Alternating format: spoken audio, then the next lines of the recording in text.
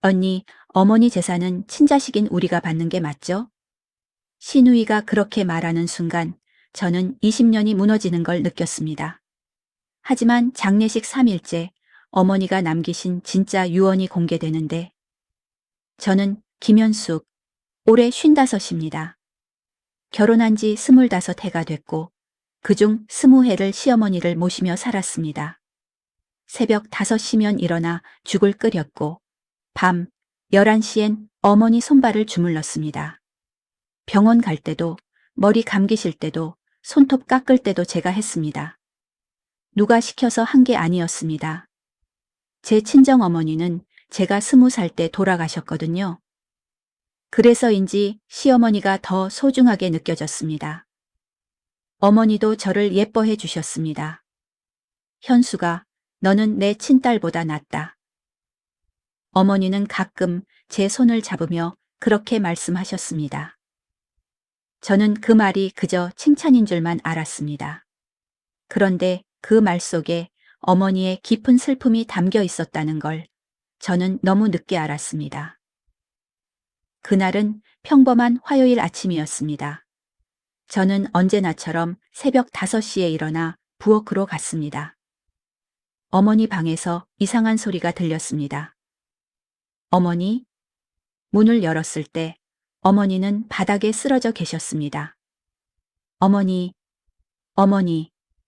저는 비명을 지르며 119에 전화했습니다. 손이 너무 떨려서 번호를 누르는 것조차 힘들었습니다. 구급차가 도착했고 어머니는 들것에 실려 나가셨습니다. 저는 급하게 옷을 갈아입고 구급차에 함께 탔습니다. 병원 응급실 의사 선생님이 심각한 표정으로 말씀하셨습니다. 보호자분, 각오하셔야 할 것 같습니다. 뇌출혈이 심각합니다. 각오라니 무슨 각오를 말씀하시는 건가요? 저는 어머니 손을 꽉 잡았습니다. 어머니 손은 차갑게 식어가고 있었습니다. 어머니, 정신 차리세요. 저 현숙이에요. 어머니는 희미하게 눈을 뜨셨습니다. 그리고 제 손을 약하게 쥐셨습니다. 저는 남편에게 전화했습니다. 여보, 어머니가 쓰러지셨어. 빨리 와. 남편은 회사에 있다가 부랴부랴 병원으로 왔습니다. 그리고 바로 누나들한테 전화했습니다. 시누이는 둘이었습니다.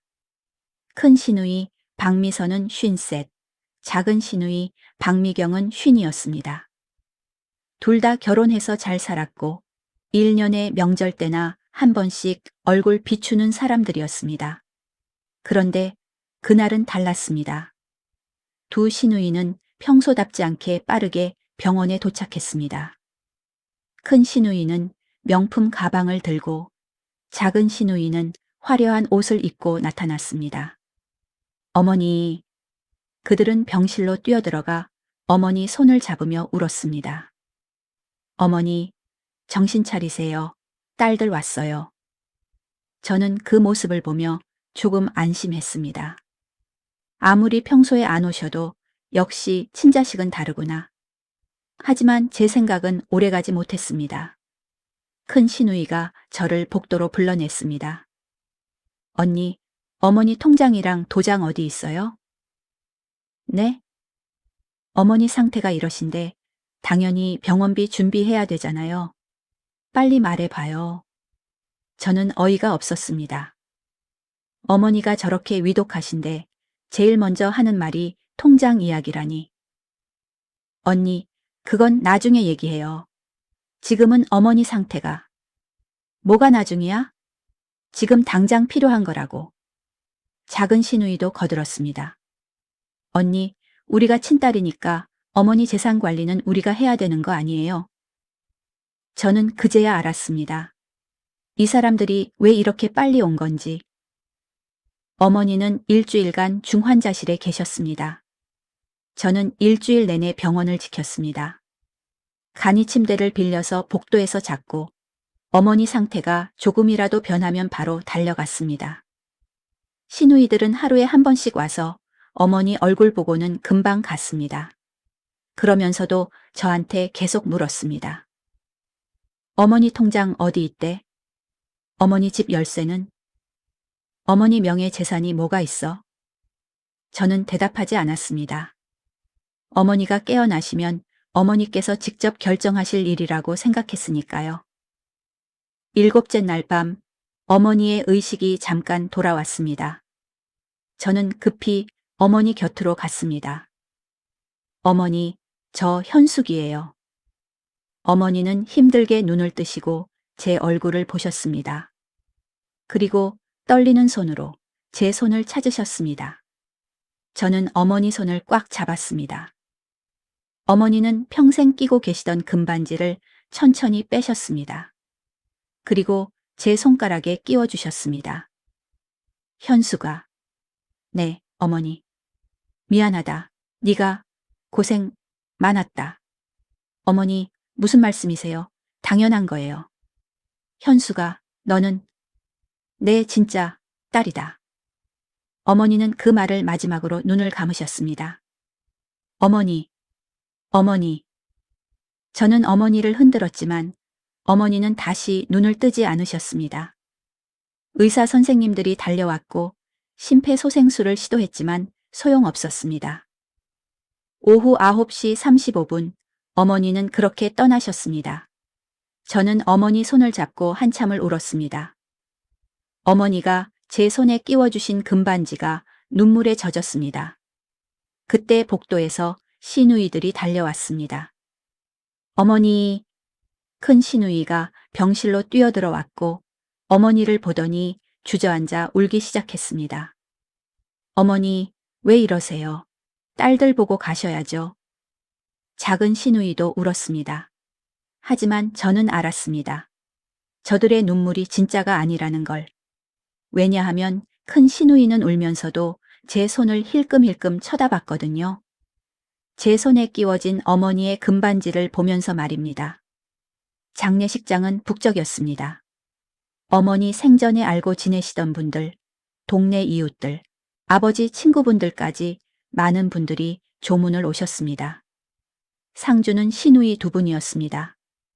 큰 시누이와 작은 시누이는 검은 상복을 입고 빈소 앞에 앉아서 조문객들에게 절을 받았습니다. 저는 안쪽 구석에서 음식을 나르고 설거지를 했습니다. 20해를 모신 며느리가 상주도 아니고 심지어 조문객 앞에 나서지도 못했습니다. 조문객 중 한 분이 저를 보더니 이상하다는 듯 물었습니다. 현숙 씨 아니에요? 왜 여기서 설거지를 하고 계세요? 아, 할 일이 많아서요. 아니, 현숙 씨가 얼마나 어머님 모셨는데 상주는 왜 안 하세요? 그분의 목소리가 조금 컸는지 큰 시누이가 돌아보며 차갑게 말했습니다. 상주는 친자식이 하는 거예요. 며느리는 가족이긴 하지만 법적으론 반계니까요. 조문객은 더 이상 말하지 않았습니다. 하지만 눈빛으론 저를 안타까워 하셨습니다. 저는 고개를 숙이고 다시 설거지를 했습니다. 손이 차가운 물에 시렸지만 제 마음보다는 덜 차가웠습니다. 장례 이틀째 밤 조문객들이 다 돌아가고 빈소가 조용해졌을 때였습니다. 저는 어머니 영정 앞에 앉아서 혼자 이야기를 나누고 있었습니다. 어머니, 제가 잘 모시지 못해서 죄송해요. 어머니가 더 오래 사셨으면 좋았을 텐데. 그때 복도에서 목소리가 들렸습니다. 큰 시누이와 작은 시누이, 그리고 제 남편의 목소리였습니다. 오빠, 어머니 통장이랑 도장 어디 있어?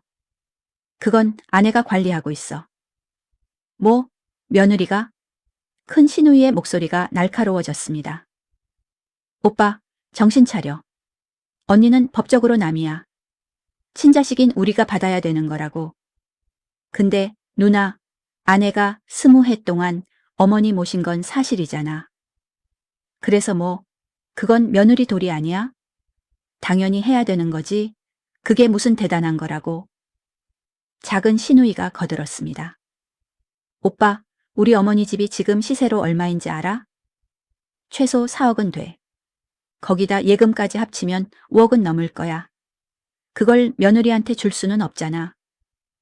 근데 누나들, 법적으로는 우리가 다 받아. 배우자 없고 자식들이 받는 거라고. 며느리는 한 푼도 못 받아. 큰 시누이가 단호하게 말했습니다. 그러니까 오빠, 지금 당장 언니한테 통장이랑 도장 받아와. 안 그러면 우리가 직접 얘기할 거야.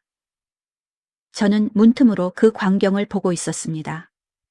제 남편은 고개를 떨구고 있었고 시누이들은 팔짱을 끼고 남편을 내려다보고 있었습니다. 결국 남편이 한숨을 쉬며 말했습니다. 알았어, 누나들. 내가 얘기해 볼게.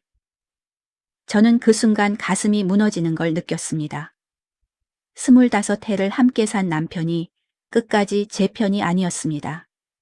저는 조용히 자리에서 일어나 빈소 밖으로 나왔습니다. 그리고 밤 공기를 깊이 들이마셨습니다. 차가운 공기가 폐를 채웠지만 눈물은 멈출 수 없었습니다. 장례 마지막 날 아침이었습니다. 발인을 앞두고 큰 시누이가 저를 따로 불렀습니다. 언니, 잠깐 나와봐요. 저는 시누이를 따라 빈소 밖 복도로 나갔습니다. 작은 시누이도 함께 있었습니다. 큰 시누이가 손을 내밀었습니다. 언니, 어머니 집 열쇠 주세요. 네? 어머니 집 정리해야 되잖아요. 이제 우리가 관리할 거니까 열쇠 내놓으세요.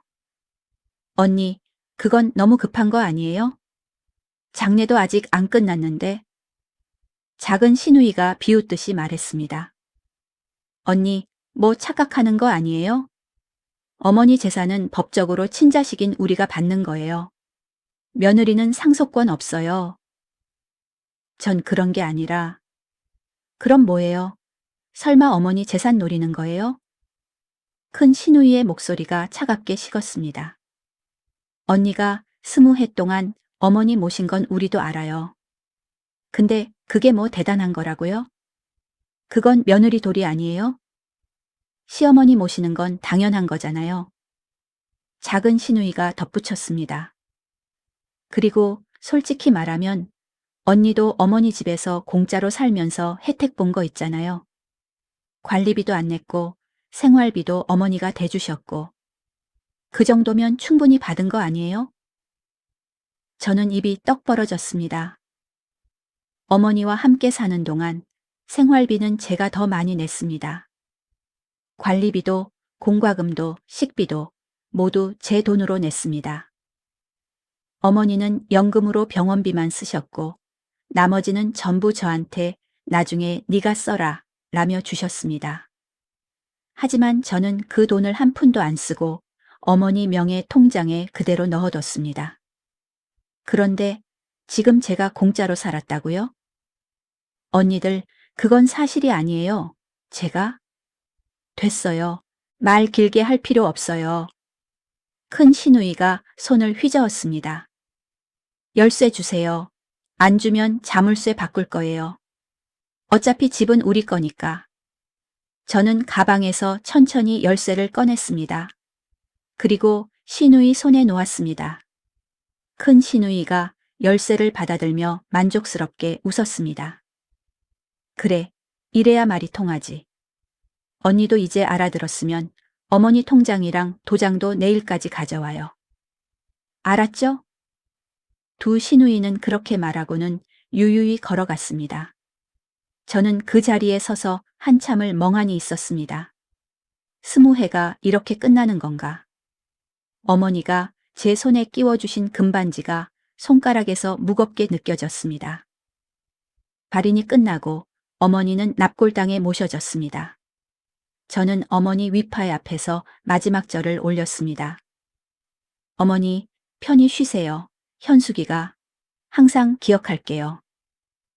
그런데 제 뒤에서 작은 시누이가 큰 소리로 말했습니다. 어머니, 딸들이 잘 모실게요. 걱정 마세요. 저는 고개를 들어 시누이들을 봤습니다. 그들은 조문객들 앞에서 눈물을 흘리며 연기를 하고 있었습니다. 20해 동안 명절에도 안 오던 사람들이 이제 와서 효녀 행세를 하고 있었습니다. 저는 더 이상 그 광경을 보고 싶지 않았습니다. 조용히 자리에서 일어나 납골당을 나왔습니다. 밖은 비가 내리고 있었습니다. 저는 우산도 없이 빗속을 걸었습니다. 옷이 흠뻑 젖었지만 상관없었습니다. 어차피 제 마음도 이미 젖어 있었으니까요. 집에 돌아왔을 때 남편이 거실에 앉아 있었습니다. 여보, 남편이 조심스럽게 말을 꺼냈습니다. 여보, 누나들이 그러는데 어머니 통장이랑 도장 좀. 저는 남편을 똑바로 쳐다봤습니다. 당신도 누나들 편이에요? 아니, 그게 아니라 법적으로는 누나들 말이 맞잖아. 25해를 살았는데 당신은 끝까지 제 편이 아니네요. 여보, 그게 무슨. 저는 더 이상 듣고 싶지 않았습니다. 방으로 들어가 문을 닫았습니다. 그리고 침대에 앉아서 한참을 멍하니 있었습니다. 어머니가 끼워주신 금반지를 보며 생각했습니다. 어머니는 왜 임종 직전에 미안하다고 하셨을까? 어머니는 뭘 알고 계셨던 걸까? 그때 문득 생각이 났습니다. 어머니가 돌아가시기 며칠 전 어머니 방을 정리하다가 옷장 깊숙한 곳에서 두꺼운 봉투를 본 것 같았습니다. 그때는 대수롭지 않게 넘겼는데 지금 생각해보니 그 봉투가 이상했습니다.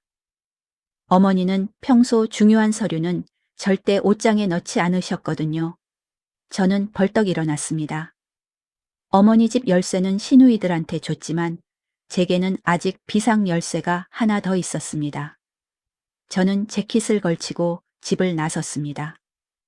남편이 뒤에서 뭐라고 불렀지만 저는 대답하지 않았습니다.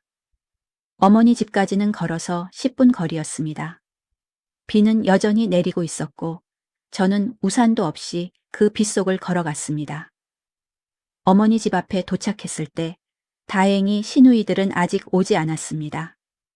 저는 비상 열쇠로 문을 열고 안으로 들어갔습니다. 어머니 냄새가 아직 집안에 남아 있었습니다. 저는 어머니 방으로 갔습니다. 옷장을 열고 옷들을 하나씩 꺼냈습니다. 그리고 옷장 맨 뒤 담요 밑에서 그것을 발견했습니다. 두꺼운 갈색 봉투. 봉투 겉면에는 어머니의 송글씨로 이렇게 적혀 있었습니다. 며느리 현숙에게. 저는 떨리는 손으로 봉투를 열었습니다. 안에는 편지 한 장과 명함 한 장이 들어 있었습니다. 편지를 펼쳤습니다. 현수가. 이 편지를 읽고 있다면 내가 이미 떠났다는 뜻이겠지. 미안하다. 네가 20해 동안 고생한 거 다 알고 있었어.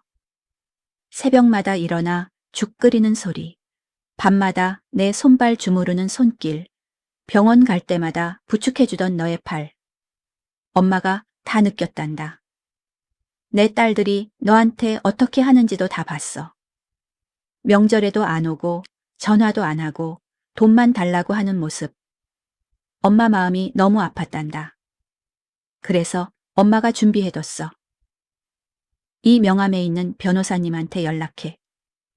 엄마가 남긴 게 있어. 현수가 너는 내 진짜 딸이야. 사랑한다. 엄마가. 저는 편지를 읽으며 눈물이 멈추지 않았습니다. 어머니는 다 알고 계셨습니다. 제가 당한 모든 것을, 제가 참은 모든 것을. 저는 봉투에서 명함을 꺼냈습니다. 법무법인 정희. 변호사 이정훈. 저는 명함을 꽉 쥐었습니다. 그리고 어머니 영정사진을 보며 속으로 다짐했습니다. 어머니, 제가 끝까지 지켜볼게요. 어머니가 남기신 뜻을.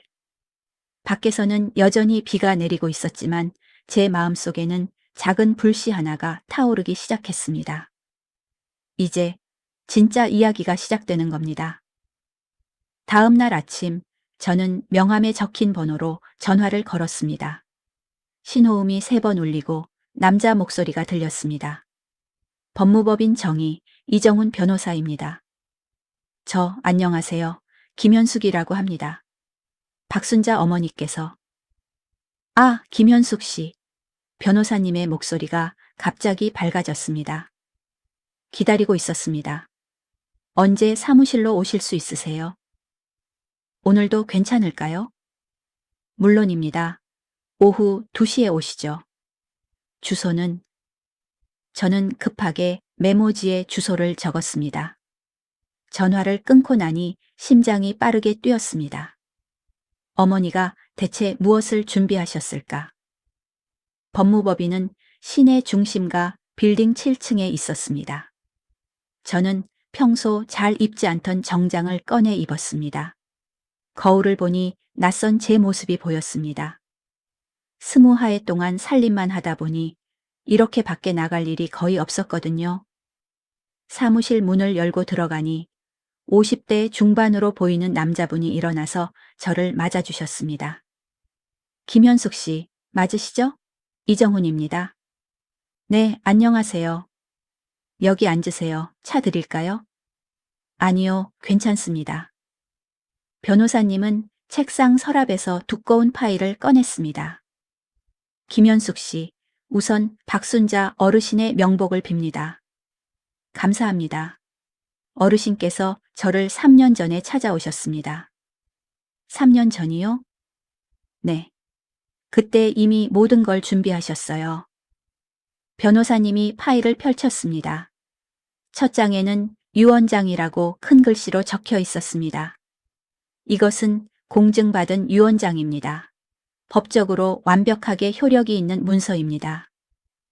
변호사님이 유언장을 제 앞으로 밀었습니다. 저는 떨리는 손으로 유언장을 집어들었습니다. 유언장. 나 박순자는 정신이 온전한 상태에서 이 유언장을 작성한다. 첫째, 나의 모든 재산을 며느리 김현숙에게 상속한다. 서울시 구 동 아파트 시세 약 4억 원.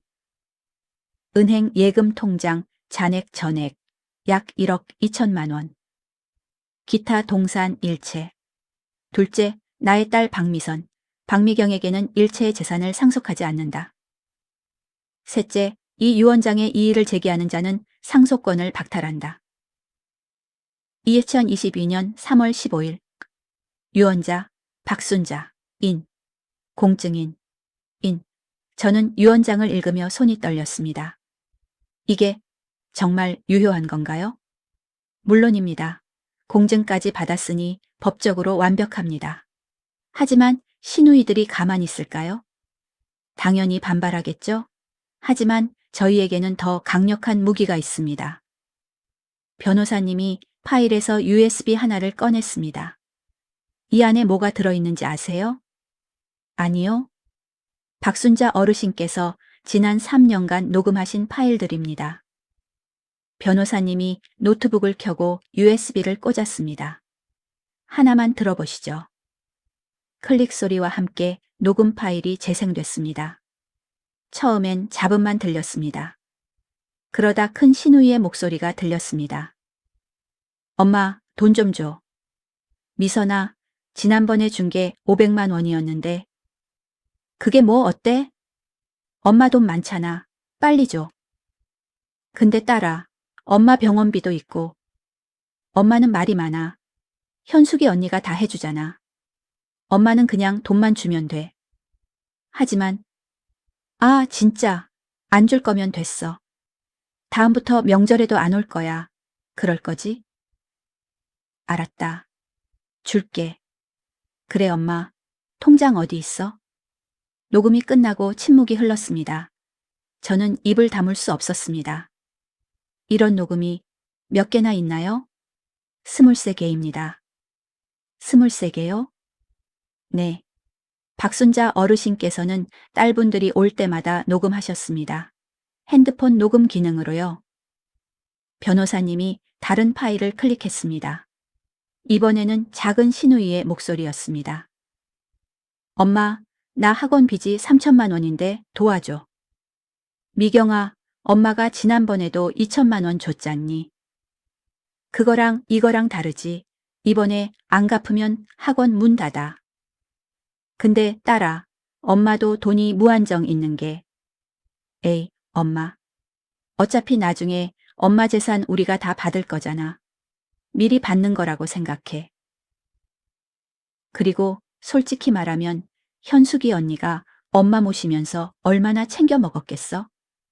엄마 연금이랑 그런 거 다 언니가 쓰잖아. 아니야, 현숙이는 그런 애가. 엄마는 너무 순진해.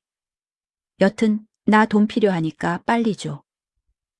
녹음이 끝났습니다. 저는 눈물이 났습니다. 어머니는 이런 말들을 들으며 얼마나 마음 아프셨을까. 변호사님, 어머니가 왜 이런 걸 녹음하신 거예요? 김현숙 씨를 보호하기 위해서였습니다. 네? 어르신께서 말씀하셨어요.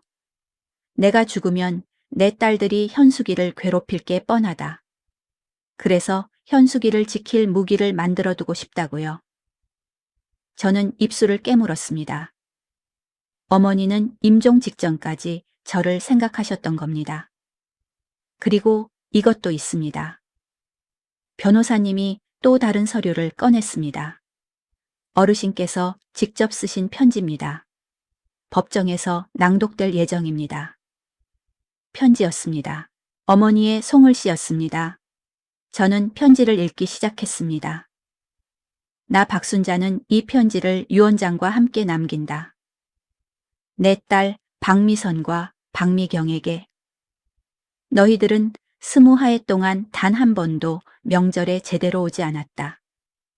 내 생일도 잊어버렸고 어버이날에도 전화 한 통 없었다.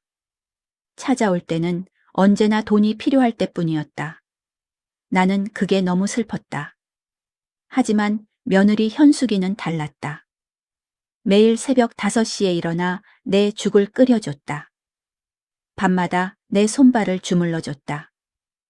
병원 갈 때마다 부축해줬고 머리도 감겨줬다. 내가 아플 때마다 밤을 새워 간호해줬다. 너희 친딸들이 해주지 않은 모든 걸 현숙이가 해줬다. 그래서 나는 결정했다. 내 재산은 진짜 딸인 현숙이에게 주겠다고. 너희들이 억울하다면 지난 20해를 돌아보거라. 너희들이 엄마한테 무엇을 해줬는지. 박순자. 저는 편지를 다 읽고 한참을 울었습니다. 변호사님은 조용히 휴지를 건네주셨습니다. 김현숙 씨, 울지 마세요. 어르신께서 남기신 이 모든 것들이 당신을 지켜줄 겁니다. 감사합니다, 변호사님. 저는 눈물을 닦으며 물었습니다. 그런데 언제 이 유언장을 공개하나요? 유족들이 모두 모인 자리에서 공개하는 게 좋겠습니다. 보통은 49자의 때 하는데 그게 언제죠? 다음 주 토요일입니다. 좋습니다. 그날 제가 직접 가겠습니다.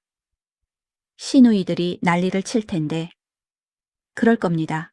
하지만 걱정 마세요. 법은 정의로운 사람 편입니다. 변호사님이 미소 지으며 말했습니다. 그리고 김현숙 씨, 한 가지 더 있습니다. 더요? 어르신께서 집안에 CCTV를 설치하셨습니다. CCTV요? 네. 1년 전부터요. 몰래 설치하신 겁니다. 왜요?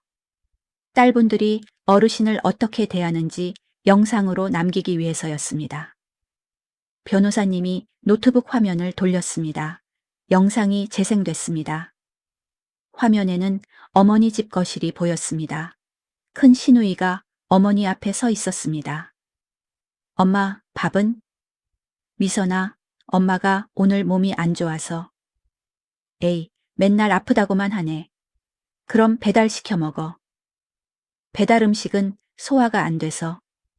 아, 진짜 귀찮아. 엄마, 나 바쁘단 말이야. 큰 시누이가 짜증을 내며 가방을 집어들었습니다. 그럼 나 갈게. 현숙이 언니한테 전화해서 밥 해달라고 해. 미선아, 현숙이도 오늘 일이. 그게 나랑 무슨 상관이야? 여튼 나 간다. 큰 시누이는 그렇게 나가버렸습니다. 화면 속 어머니는 소파에 혼자 앉아서 한숨을 쉬셨습니다. 영상이 끝났습니다. 저는 주먹을 꽉 쥐었습니다. 이런 영상이 더 있나요? 15개 정도 있습니다. 모두 같은 내용입니다. 딸분들이 어르신을 방치하거나 함부로 대하는 장면들이요. 변호사님, 이것도 법정에서 쓸 수 있나요? 물론입니다. 오히려 이게 가장 강력한 증거가 될 겁니다. 저는 깊게 숨을 들이마셨습니다. 어머니는 정말 모든 걸 준비하셨습니다. 김현숙 씨, 변호사님이 진지한 표정으로 말했습니다. 다음 주 토요일 각오하세요. 전쟁이 될 겁니다. 네, 알겠습니다. 하지만 우리가 이깁니다. 정의는 반드시 승리하니까요. 저는 고개를 끄덕였습니다. 법무법인을 나오며 저는 하늘을 올려다봤습니다. 어머니, 저 이제 싸울 준비가 됐어요. 어머니가 남겨주신 무기로 당당하게 맞서겠습니다. 집에 돌아오니 남편이 거실에서 기다리고 있었습니다. 여보, 어디 갔다 와? 응, 볼일 좀 봤어. 무슨 일인데? 당신은 몰라도 돼. 저는 방으로 들어가 문을 닫았습니다. 남편은 문 밖에서 뭐라고 말했지만 저는 듣지 않았습니다. 저는 가방에서 어머니가 끼워주신 금반지를 꺼냈습니다. 반지를 손에 쥐고 창밖을 바라봤습니다. 다음 주 토요일, 그날이 모든 걸 결정할 겁니다. 어머니, 조금만 기다리세요. 제가 어머니의 뜻을 꼭 이루겠습니다. 며칠 후 큰 시누이한테서 전화가 왔습니다. 언니, 49자의 때 오시죠? 네. 그때 어머니 통장이랑 도장 가져와요. 이제 우리가 받을 거니까. 알겠습니다. 그리고 언니, 괜한 욕심 부리지 마요. 어차피 법적으로 언니는 한 푼도 못 받아요. 네, 알겠어요. 저는 담담하게 대답했습니다. 큰 시누이는 만족스럽게 전화를 끊었습니다. 저는 핸드폰을 내려놓으며 작게 웃었습니다. 다음 주 토요일, 그날 누가 웃을지 두고 봅시다. 49자의 전날 밤이었습니다. 저는 잠을 이룰 수 없었습니다. 내일이면 모든 게 밝혀집니다. 시누이들의 반응이, 남편의 반응이 궁금하기도 하고 두렵기도 했습니다. 새벽 2시쯤 핸드폰이 울렸습니다. 모르는 번호였습니다. 여보세요? 김현숙 씨 맞습니까? 낯선 남자 목소리였습니다. 네, 그런데 누구시죠? 경찰서 형사과입니다. 지금 서에 한번 나와 주실 수 있겠습니까? 지금요? 새벽인데요? 긴급한 사안입니다. 고소장이 접수됐습니다. 고소장이요? 저는 벌떡 일어났습니다. 무슨 고소장인데요? 전화로는 말씀드리기 어렵습니다. 출석 요청서를 우편으로 발송하겠습니다만 가능하시면 오늘 오전에 한번 나와주시면 좋겠습니다. 알겠습니다. 전화를 끊고 나니 온몸이 떨렸습니다. 고소장이라니. 불길한 예감이 들었습니다. 아침 9시 저는 경찰서에 갔습니다. 형사님이 저를 조사실로 안내했습니다. 앉으세요. 저는 떨리는 손으로 의자를 당겨 앉았습니다. 형사님이 서류를 펼쳤습니다. 김현숙 씨, 박미선, 박미경 씨가 당신을 고소했습니다. 저를요? 무슨 이유로요? 시어머니 재산 횡령 혐의입니다. 저는 귀를 의심했습니다. 횡령이요? 제가 뭘 횡령했다는 거죠? 고소장 내용을 읽어드리겠습니다. 형사님이 서류를 읽기 시작했습니다. 피고소인 김현숙은 치매에 걸린 시어머니 박순자를 이용하여 통장과 도장을 빼돌리고 재산을 횡령했습니다. 또한 시어머니를 정신적, 신체적으로 학대하며 제대로 된 치료를 받지 못하게 방치했습니다. 시어머니가 돈을 달라고 하면 주지 않고 병원 가자고 하면 데려가지 않았습니다. 심지어 시어머니가 돌아가시기 직전 재산을 자기 명의로 옮기려는 시도까지 했습니다. 우리는 어머니를 지키지 못한 것이 평생 한이 될 것입니다. 형사님이 서류를 내려놓았습니다. 이게 고소장 내용입니다. 저는 어이가 없어서 웃음이 나왔습니다. 형사님, 이건 새빨간 거짓말이에요. 그럼 사실이 아니라는 거죠? 당연하죠. 저는 20해 동안 어머니를 모셨어요. 밤낮으로 간호했고 병원도 제가 다 모셔갔어요. 어떻게 제가 어머니를 학대했다고? 증거가 있습니까? 네? 김현숙 씨가 시어머니를 잘 모셨다는 증거 말입니다. 저는 말문이 막혔습니다. 증거라니. 제가 한 모든 일들을 어떻게 증거로 남깁니까? 형사님, 증인들이 있어요. 동네 이웃들, 병원 사람들. 고소인 측에서도 증인을 준비했다고 합니다. 누구요? 이웃 주민 몇 분이라고 하네요. 그분들 진술에 의하면 김현숙 씨가 시어머니한테 소리를 지르는 걸 여러 번 봤다고 합니다. 그건 어머니가 위험한 행동을 하셔서 제지하려고. 일단 조사는 해야 합니다. 양측 진술을 다 들어봐야 하니까요. 형사님은 담담하게 말했습니다. 저는 그제야 깨달았습니다. 시누이들이 얼마나 치밀하게 준비했는지. 조사가 끝나고 경찰서를 나오는데 밖에서 누군가 저를 기다리고 있었습니다. 큰 시누이였습니다. 언니, 나 좀 봐요. 큰 시누이가 차갑게 웃으며 다가왔습니다. 언니, 경찰서까지 오시느라 수고했어요. 언니, 이게 무슨 짓이에요? 무슨 짓이긴, 범죄자를 신고한 거죠. 제가 무슨 범죄를 저질렀는데요? 큰 시누이가 팔짱을 꼈습니다. 언니, 솔직하게 얘기해요. 어머니 통장에서 얼마나 빼돌렸어요? 전 한 푼도 안 썼어요. 거짓말 마요. 20해 동안 어머니랑 살면서 한 푼도 안 썼다고? 누가 믿겠어요? 정말이에요. 저는 됐어요.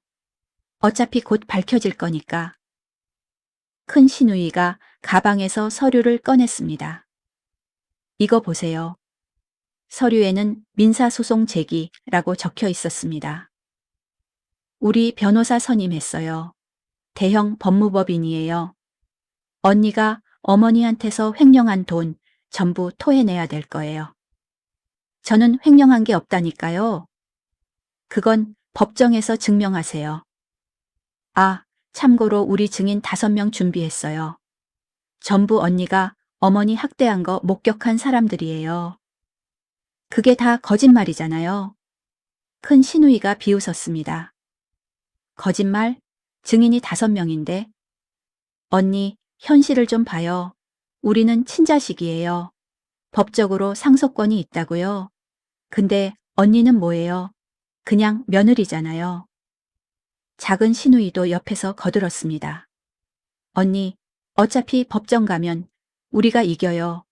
변호사님이 그러는데 며느리는 상속권이 없대요.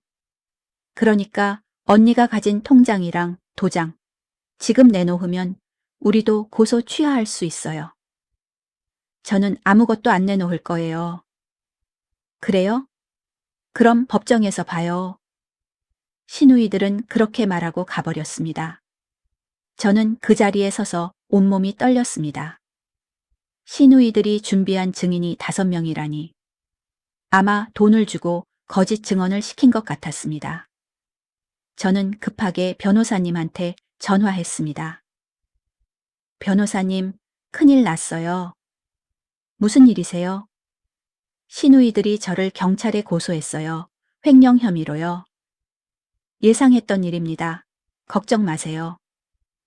그리고 민사소송도 제기했대요. 증인도 5명이나 준비했대요. 김현숙 씨, 진정하세요. 변호사님의 목소리는 침착했습니다. 저희도 준비했습니다. 내일 49자회 때 모든 걸 공개할 겁니다. 그때까지만 참으세요. 네. 그리고 김현숙 씨, 한 가지만 기억하세요. 거짓말은 오래가지 못합니다. 전화를 끊고 나니 조금 마음이 놓였습니다. 하지만 여전히 불안했습니다.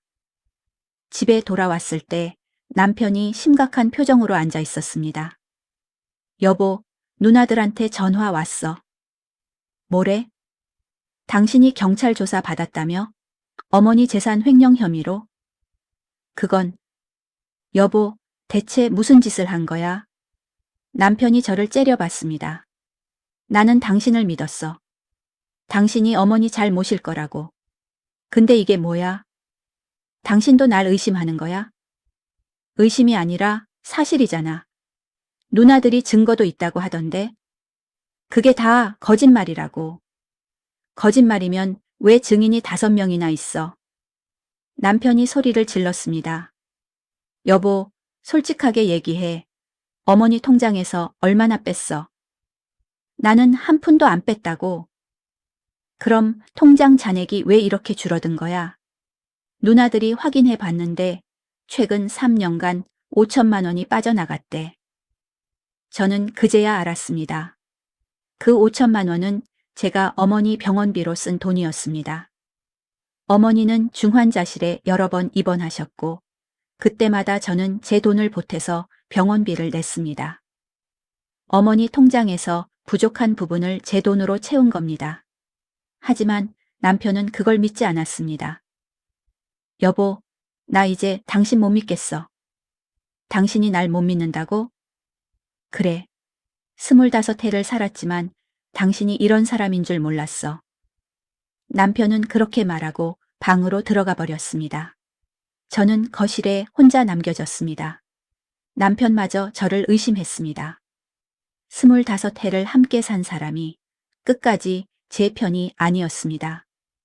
저는 소파에 주저앉아 울었습니다. 어머니, 제가 너무 힘들어요. 혼자서는 못 이길 것 같아요. 그날 밤, 저는 어머니가 끼워주신 금반지를 보며 생각했습니다. 내일이면 모든 게 끝납니다. 어머니가 남기신 진실이 밝혀지고 시누이들의 거짓말이 드러날 겁니다. 저는 반지를 꽉 쥐고 다짐했습니다. 내일까지만 참자. 내일이면 모든 게 바뀔 거야. 다음 날 아침 49제가 열리는 절에 도착했습니다. 시누이들은 이미 와 있었습니다. 큰 시누이가 저를 보더니 비웃듯이 말했습니다. 언니, 오셨네요. 오늘 통장이랑 도장 가져왔죠? 아직이요. 아직? 언니, 장난해요? 우리 변호사도 오는데? 저도 변호사 모셔왔어요. 그 순간 시누이들의 표정이 굳었습니다. 뭐, 언니가 무슨 변호사를? 그때 절 입구에서 이정훈 변호사님이 들어오셨습니다. 손에는 두꺼운 서류 가방을 들고 계셨습니다. 김현숙 씨, 안녕하세요. 변호사님, 오셨어요. 시누이들이 변호사님을 보며 당황했습니다. 저 사람이 누구예요? 제 변호사님이세요. 큰 시누이가 코웃음을 쳤습니다. 언니가 무슨 돈으로 변호사를? 그건 언니들이 걱정할 일이 아니에요. 그때 절에 스님이 나오셨습니다. 유족분들, 이제 법회 시작하겠습니다. 안으로 들어오세요. 우리는 모두 법당 안으로 들어갔습니다. 어머니의 위패가 법당 앞에 모셔져 있었습니다. 스님이 독경을 시작하셨고 우리는 고개를 숙였습니다. 저는 어머니 위패를 보며 속으로 말했습니다. 어머니, 오늘이에요. 오늘 어머니의 진실이 세상에 드러날 거예요. 법회가 끝나고 이제 본격적인 전쟁이 시작될 겁니다. 법회가 끝나고 스님께서 말씀하셨습니다. 이제 유족분들께서 고인의 뜻을 나누는 시간을 갖도록 하겠습니다. 스님이 물러나시고 법당에는 우리 가족만 남았습니다. 큰 시누이, 작은 시누이, 남편, 그리고 저. 그리고 양쪽 변호사님들. 큰 시누이 옆에는 정장을 입은 60대 남자 변호사가 앉아 있었습니다. 대형 법무법인 로고가 선명한 명함을 책상 위에 올려놓았습니다. 분위기가 무겁게 가라앉았습니다. 큰 시누이가 먼저 입을 열었습니다. 그럼 이제 어머니 재산 정리 얘기를 해볼까요? 네, 좋습니다. 이정훈 변호사님이 침착하게 대답하셨습니다. 큰 신우이 옆 변호사가 서류를 꺼냈습니다. 먼저 법률적인 부분부터 말씀드리겠습니다. 고인 박순자 씨의 법정 상속인은 자녀인 박미선 씨와 박미경 씨입니다. 그 변호사가 저를 쳐다봤습니다. 며느리인 김현숙 씨는 법적 상속권이 없습니다. 잠깐만요. 이정훈 변호사님이 손을 들었습니다. 그건 유언장이 없을 때 얘기입니다. 유언장요? 큰 신우이의 변호사가 비웃었습니다. 고인께서 유언장을 남기셨다는 얘긴가요? 그런 건 본 적이 없는데요. 그럼 지금 보여드리죠. 이정훈 변호사님이 서류 가방에서 두꺼운 파일을 꺼내셨습니다. 그리고 첫 장을 펼쳐서 책상 위에 올려놓으셨습니다. 이것이 고인 박순자 씨께서 3년 전에 작성하신 유언장입니다. 공증까지 받은 법적으로 완벽한 문서입니다.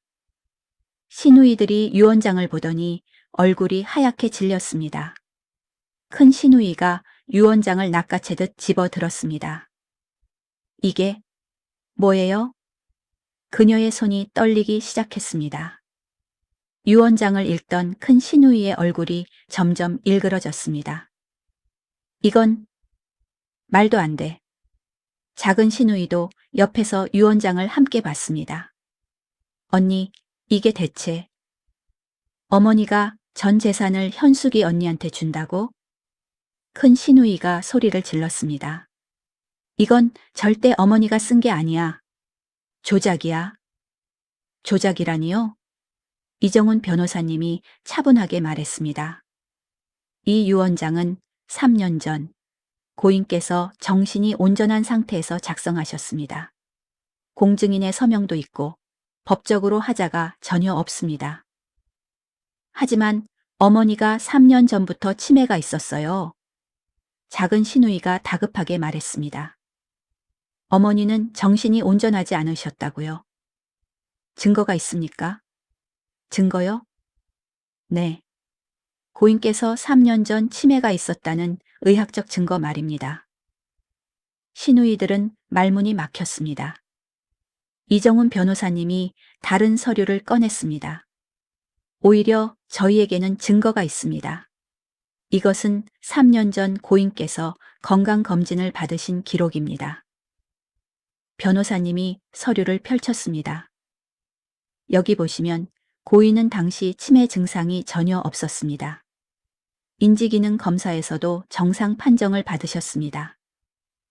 큰 시누이의 변호사가 서류를 받아 확인했습니다. 그의 표정이 굳어졌습니다. 하지만 큰 시누이가 책상을 탁 쳤습니다. 이건 말도 안 돼요. 어머니가 우리한테는 한 푼도 안 주고 며느리한테 다 준다고? 이건 현숙이 언니가 어머니를 협박한 거예요. 협박이란요? 그렇지 않고서야 어머니가 이런 유언장을 쓸 리가 없어요. 큰 시누이가 저를 노려봤습니다. 언니, 솔직하게 말해요. 어머니한테 뭐라고 한 거예요? 협박한 거죠? 전 아무것도 안 했어요. 거짓말. 저는 유언장이 있는 줄도 몰랐어요. 말도 안 돼. 어머니가 갑자기 이런 유언장을 쓸 리가 없다고. 그때 이정훈 변호사님이 또 다른 서류를 꺼냈습니다. 그렇다면 이것도 보시죠. 고인께서 직접 쓰신 편지입니다. 변호사님이 편지를 펼쳤습니다. 어머니의 송을씨가 선명하게 보였습니다. 제가 낭독하겠습니다. 변호사님이 편지를 읽기 시작했습니다. 나 박순자는 이 편지를 유언장과 함께 남긴다. 내 딸 박미선과 박미경에게. 너희들은 20해 동안 단 한 번도 명절에 제대로 오지 않았다. 내 생일도 잊어버렸고 어버이날에도 전화 한 통 없었다. 찾아올 때는 언제나 돈이 필요할 때뿐이었다. 변호사님의 목소리가 법당에 울려 퍼졌습니다. 시누이들의 얼굴이 점점 창백해졌습니다. 나는 그게 너무 슬펐다. 하지만 며느리 현숙이는 달랐다. 매일 새벽 5시에 일어나 내 죽을 끓여줬다. 밤마다 내 손발을 주물러줬다. 병원 갈 때마다 부축해줬고 머리도 감겨줬다. 내가 아플 때마다 밤을 새워 간호해줬다. 저는 편지를 들으며 눈물이 났습니다. 어머니는 다 보고 계셨습니다. 너희 친딸들이 해주지 않은 모든 걸 현숙이가 해줬다. 그래서 나는 결정했다. 내 재산은 진짜 딸인 현숙이에게 주겠다고. 너희들이 억울하다면 지난 20해를 돌아보거라. 너희들이 엄마한테 무엇을 해줬는지. 박순자. 변호사님이 편지를 다 읽고 내려놓으셨습니다. 법당은 침묵에 휩싸였습니다. 큰 시누이가 떨리는 목소리로 말했습니다. 이건 어머니가 쓴 게 아니야. 필적 감정도 받았습니다. 이정훈 변호사님이 또 다른 서류를 꺼냈습니다. 이것은 필적 감정 결과서입니다. 고인의 필적이 맞다고 확인됐습니다. 작은 시누이가 주저앉으며 울기 시작했습니다. 어머니, 왜 이러세요? 아직 끝이 아닙니다. 변호사님이 노트북을 꺼내셨습니다. 고인께서 남기신 것이 하나 더 있습니다. 뭔데요? 큰 시누이가 떨리는 목소리로 물었습니다. 녹음 파일입니다. 변호사님이 노트북을 켰습니다. 고인께서는 지난 3년간 딸분들과의 대화를 녹음해 두셨습니다. 녹음이요? 네. 총 23개의 파일이 있습니다. 몇 개만 들어보시겠습니까? 변호사님이 재생 버튼을 눌렀습니다. 스피커에서 어머니의 목소리가 흘러나왔습니다. 미선아, 지난번에 준 게 500만 원이었는데. 그게 뭐 어때? 엄마 돈 많잖아. 빨리 줘. 근데 딸아, 엄마 병원비도 있고. 엄마는 말이 많아. 현숙이 언니가 다 해주잖아. 엄마는 그냥 돈만 주면 돼. 큰 시누이의 얼굴이 새하얗게 질렸습니다. 그건 변호사님이 다른 파일을 재생했습니다. 미경아, 엄마가 지난번에도 2천만 원 줬잖니. 그거랑 이거랑 다르지. 이번에 안 갚으면 학원 문 닫아. 근데 딸아, 엄마도 돈이 무한정 있는 게. 에이, 엄마. 어차피 나중에 엄마 재산 우리가 다 받을 거잖아. 미리 받는 거라고 생각해. 작은 시누이가 고개를 떨구었습니다. 저건 제가 그런 게 아니라. 변호사님이 또 다른 파일을 재생했습니다. 이번에는 더 충격적인 내용이었습니다. 엄마, 밥은 왜 안 먹여? 미선아, 엄마가 오늘 몸이 안 좋아서. 에이, 맨날 아프다고만 하네. 그럼 배달시켜 먹어. 배달 음식은 소화가 안 돼서. 아, 진짜 귀찮아. 엄마, 나 바쁘단 말이야. 남편이 옆에서 듣고 있다가 고개를 떨궜습니다. 그제야 남편도 진실을 깨달은 것 같았습니다. 변호사님이 노트북을 닫으셨습니다. 이 외에도 20개의 파일이 더 있습니다. 모두 비슷한 내용입니다. 큰 시누이의 변호사가 난처한 표칭으로 말했습니다. 이것만으로는 아직도 부족하신가요? 이정훈 변호사님이 USB를 하나 더 꺼냈습니다. 그렇다면 이것도 보시죠. CCTV 영상입니다. CCTV요? 네. 고인께서는 1년 전부터 집안에 CCTV를 설치하셨습니다. 변호사님이 노트북에 USB를 꽂았습니다. 화면에 영상이 재생되기 시작했습니다. 어머니 집 거실이 보였습니다. 화면 속에서 큰 시누이가 어머니 앞에 서 있었습니다. 엄마, 밥은? 미선아, 엄마가 오늘 몸이 안 좋아서. 에이, 맨날 아프다고만 하네. 그럼 배달시켜 먹어. 배달 음식은 소화가 안 돼서. 아, 진짜 귀찮아. 엄마, 나 바쁘단 말이야. 그럼 나 갈게. 현숙이 언니한테 전화해서 밥 해달라고 해. 화면 속 큰 시누이가 가방을 들고 나가버렸습니다. 어머니는 소파에 혼자 앉아서 한숨을 쉬셨습니다. 그 모습을 보니 가슴이 찢어지는 것 같았습니다. 변호사님이 다른 영상을 재생했습니다. 이번에는 작은 신우이였습니다. 엄마, 통장 어디 있어? 돈 좀 찾아야 되는데.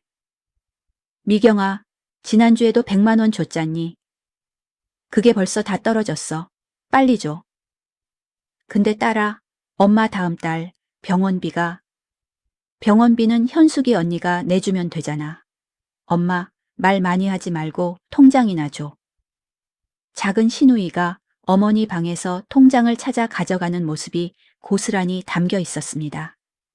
영상이 끝났습니다. 법당은 무거운 침묵에 휩싸였습니다.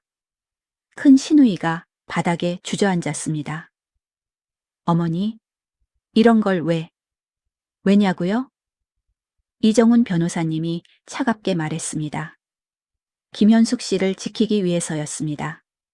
고인께서는 돌아가신 후 딸분들이 며느리를 괴롭힐 거라는 걸 아셨습니다. 그래서 모든 증거를 남겨두신 겁니다. 큰 신우이의 변호사가 서류를 정리하며 말했습니다. 이 정도면 유언장의 효력을 부정하기 어렵겠습니다. 그럼 인정하시는 겁니까? 네. 큰 신우이가 저를 노려봤습니다. 현숙이 언니가 이렇게까지 할 줄은 몰랐어요. 제가 뭘 했는데요. 어머니를 이용해서 우리를 이렇게 만들다니. 어머니를 이용한 건 누구예요? 저는 처음으로 목소리를 높였습니다. 20할 동안 명절에도 안 오고 돈 필요할 때만 찾아온 사람이 누구예요? 어머니가 아프실 때 단 한 번이라도 병원에 같이 간 적 있어요? 저는 매일 어머니 곁에 있었어요. 새벽에 일어나서 죽 끓이고 밤에 손발 주물러 드리고 병원 갈 때마다 모시고 갔어요. 그게 제가 며느리로서 당연히 해야 할 일이라고 생각했어요. 저는 눈물을 참으며 말을 이었습니다. 근데 언니들은 그 시간에 뭘 했어요? 돈 달라고만 했잖아요. 어머니가 돌아가시고 나서야 나타나서 재산 얘기부터 했잖아요. 큰 신우이는 아무 말도 하지 못했습니다. 작은 신우이는 바닥에 주저앉아 울기만 했습니다. 이정훈 변호사님이 마지막으로 말했습니다. 그럼 이것으로 고인의 유언 집행을 마치겠습니다. 법적으로 이의가 있으시면 소송을 제기하셔도 됩니다만 승소 가능성은 없다고 봅니다. 큰 신우이의 변호사가 고개를 저었습니다. 소송은 무의미할 것 같습니다. 모든 게 끝났습니다. 어머니의 진실이 세상에 드러났습니다. 저는 어머니 위패를 보며 눈물을 흘렸습니다. 어머니, 고맙습니다. 끝까지 저를 지켜주셔서 고맙습니다. 법당을 나오는데 큰 신우이가 제 팔을 잡았습니다. 언니, 잠깐만요. 뭐예요? 언니, 우리 얘기 좀 해요. 큰 신우이의 목소리는 떨리고 있었습니다. 할 얘기 없어요. 이미 다 끝났잖아요. 언니, 제발 우리 좀 살려줘요. 네? 큰 신우이가 갑자기 무릎을 꿇었습니다. 언니, 제가 잘못했어요. 그러니까 제발 재산 좀 나눠줘요. 작은 신우이도 옆에서 무릎을 꿇었습니다. 언니, 우리도 어머니 자식이에요. 한 푼도 못 받으면 저희는 어떻게 살아요? 저는 두 신우이를 내려다봤습니다. 평생 저를 무시하고 괴롭히던 사람들이 지금 제 앞에서 무릎을 꿇고 있었습니다. 언니들 일어나세요. 언니, 정말 한 푼도 못 준다는 거예요? 어머니께서 결정하신 거예요. 저는 어머니 뜻을 따를 뿐이에요. 언니, 큰 신우이가 소리를 질렀습니다. 언니도 너무한 거 아니에요? 우리가 아무리 못했어도 그래도 어머니 친자식인데. 그럼 그동안 왜 친자식답게 안 했어요? 그건 이제 와서 친자식 운운하지 마세요. 어머니께서 이미 판단하셨어요. 누가 진짜 딸인지, 저는 그렇게 말하고 돌아섰습니다.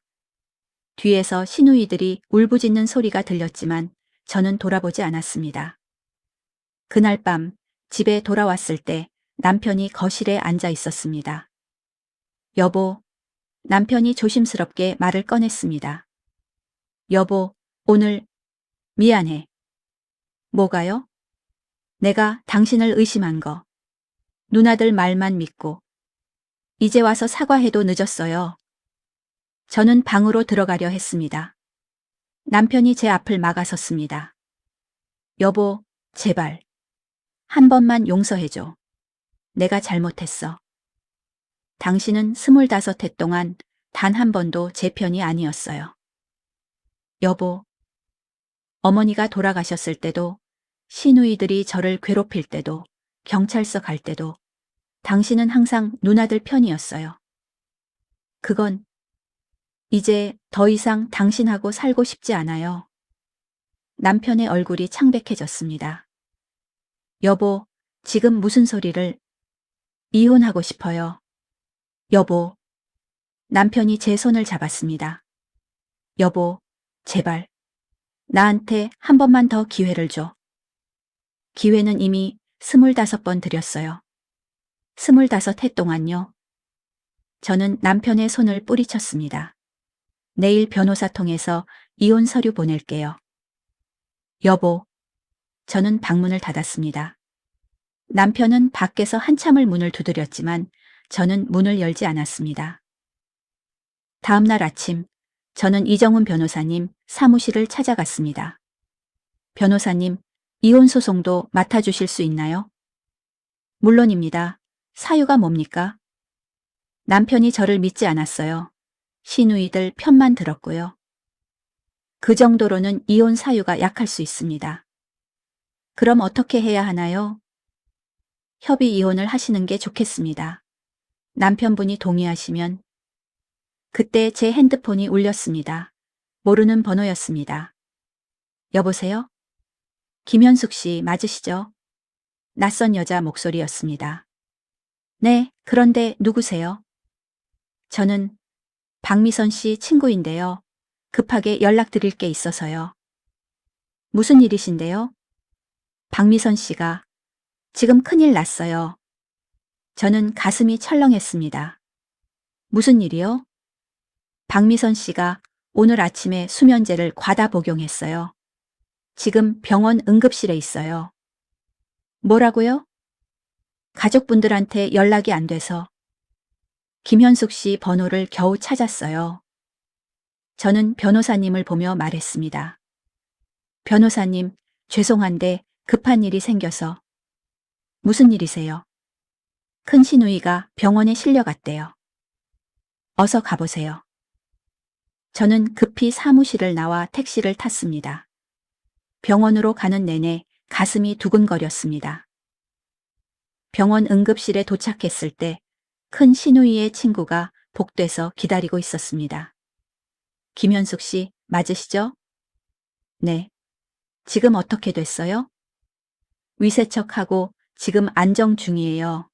다행히 빨리 발견해서. 어떻게 된 거예요? 제가 오늘 아침에 미선이한테 전화했는데 목소리가 이상하더라고요. 그래서 집으로 갔더니 수면제 통이 비어 있고 미선이가 의식을 잃어 있었어요. 저는 한숨을 쉬었습니다. 지금 면회 가능한가요? 네, 가족이시니까 들어가셔도 될 거예요. 저는 응급실 안으로 들어갔습니다.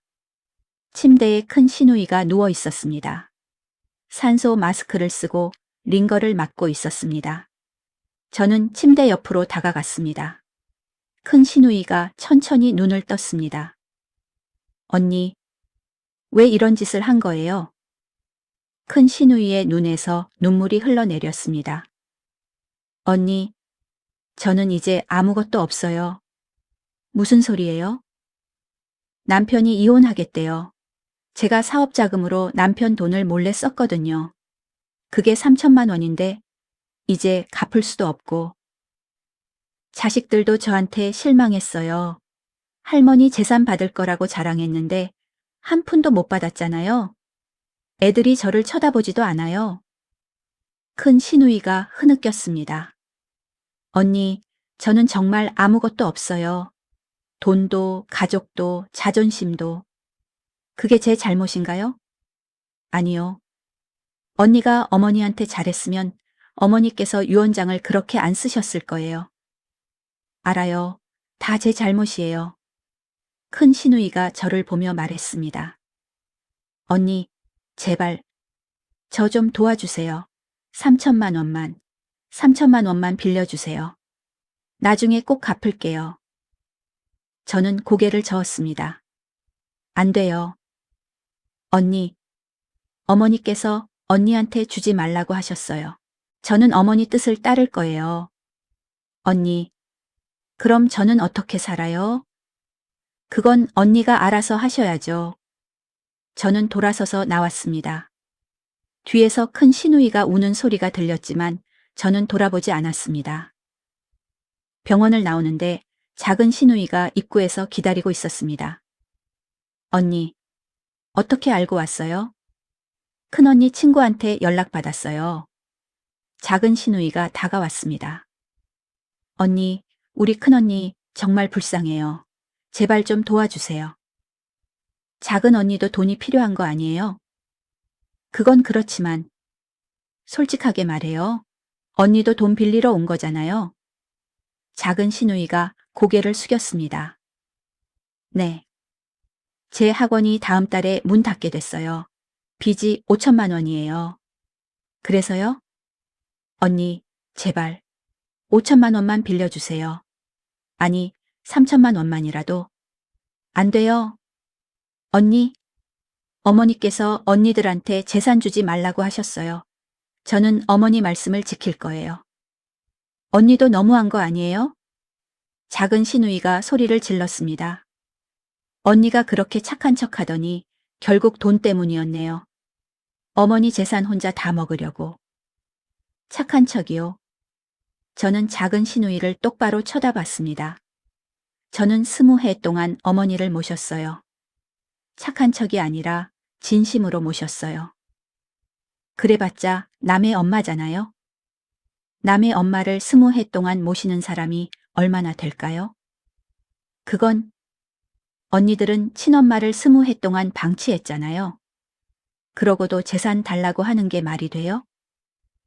작은 시누이는 할 말을 잃었습니다. 저는 그녀를 지나쳐 걸어갔습니다. 뒤에서 작은 시누이가 소리쳤습니다. 언니, 두고 봐요. 언니도 나중에 후회할 날이 올 거예요. 저는 대답하지 않았습니다. 그날 저녁 집에 돌아오니 남편이 짐을 싸고 있었습니다. 뭐 하는 거예요? 나갈게. 네? 여보가 원하는 대로 할게. 이혼 서류 보내면 도장 찍을게. 남편이 고개를 숙인 채 말했습니다. 나도 알아. 내가 당신한테 못할 짓 많이 했다는 거. 어머니 돌아가셨을 때도, 누나들이 당신 괴롭힐 때도 나는 당신 편을 안 들었어. 미안해. 이제 와서 미안하다고 해봤자 소용없지만. 그래도 미안해. 남편이 짐을 들고 현관으로 갔습니다. 문 앞에서 잠시 멈춰 서더니 뒤돌아보지도 않고 나가버렸습니다. 문이 닫히는 소리가 들렸습니다. 저는 텅 빈 거실에 혼자 남았습니다. 25해의 결혼 생활이 이렇게 끝났습니다. 저는 소파에 앉아서 한참을 멍하니 있었습니다. 어머니 재산을 받았지만 가족은 모두 잃었습니다. 남편도 시누이들도 모두 떠나갔습니다. 이게 제가 원하던 결말일까요? 저는 가방에서 어머니가 끼워주신 금반지를 꺼냈습니다.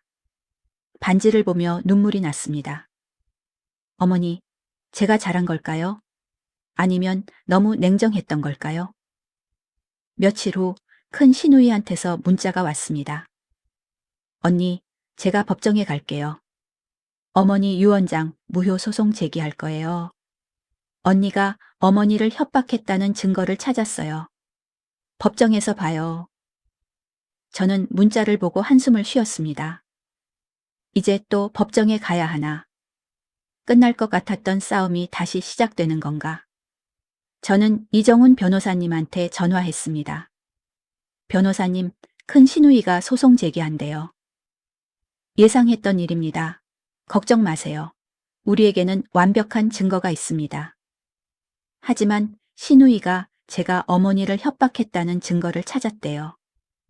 그게 뭔지 모르겠지만 거짓 증거일 겁니다. 우리가 이깁니다. 정말요? 네. 법은 정의로운 사람 편입니다. 전화를 끊고 나니 조금 마음이 놓였습니다. 하지만 여전히 불안했습니다. 시누이들이 어떤 거짓말을 준비했을지, 어떤 증인을 매수했을지 알 수 없었으니까요. 저는 창밖을 바라보며 생각했습니다. 이 싸움이 언제 끝날까? 제가 정말 이길 수 있을까? 어머니, 저를 지켜주세요. 한 달 후 법정에 섰습니다. 저와 이정훈 변호사님이 한쪽에 앉았고 시누이들과 그들의 변호사가 반대편에 앉았습니다. 방청석에는 동네 이웃들 몇 분이 앉아 계셨습니다. 판사님이 들어오시고 재판이 시작됐습니다. 원고 측 변호인 주장하시죠. 시누이들의 변호사가 일어섰습니다. 존경하는 재판장님, 이번 사건은 명백한 재산 탈취 사건입니다. 변호사가 서류를 펼쳤습니다. 피고 김현숙은 치매 초기 증상이 있던 시어머니를 이용하여 본인에게 유리한 유언장을 작성하게 했습니다. 증거가 있습니까? 판사님이 물었습니다. 네. 원고 측 증인을 신청합니다. 법정 문이 열리고 한 남자가 들어왔습니다. 60대 중반으로 보이는 흰 가운을 입은 남자였습니다. 증인, 본인 소개를 해주시죠. 저는 요양병원 원장 최민수입니다. 고인 박순자 씨를 아십니까? 네. 3년 전부터 진료했습니다. 저는 그제야 기억났습니다. 어머니가 3년 전 허리가 아프셔서 요양병원에 몇 번 가셨던 적이 있었습니다. 고인의 상태가 어땠습니까? 치매 초기 증상이 있었습니다. 저는 깜짝 놀라 변호사님을 봤습니다. 변호사님은 침착하게 메모를 하고 계셨습니다. 치매 초기 증상이라고요? 네. 기억력 저하, 판단력 저하가 보였습니다. 그럼 유언장을 작성할 만한 정신 상태가 아니었다는 건가요? 그렇습니다. 3년 전 당시 고인은 중요한 결정을 내릴 만한 상태가 아니었습니다. 방청석이 웅성거렸습니다. 큰 시누이가 저를 보며 비웃었습니다. 판사님이 해머를 두드렸습니다. 조용히 하시죠. 피고 측 변호인, 반대 신문하시겠습니까? 네, 재판장님. 이정훈 변호사님이 일어나셨습니다. 증인, 고인을 몇 번이나 진료하셨습니까? 3번입니다. 딱 3번요? 네. 3번의 진료로 치매를 진단하셨다는 건가요? 네, 증상이 명확했습니다. 그럼 진단서를 작성하셨습니까? 아니요. 왜 작성하지 않으셨죠? 고인께서 원하지 않으셨습니다.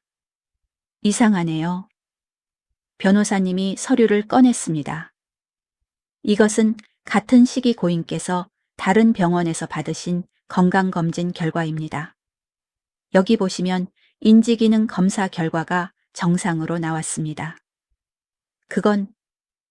그리고 이것은 대학병원 신경과 전문의의 소견서입니다.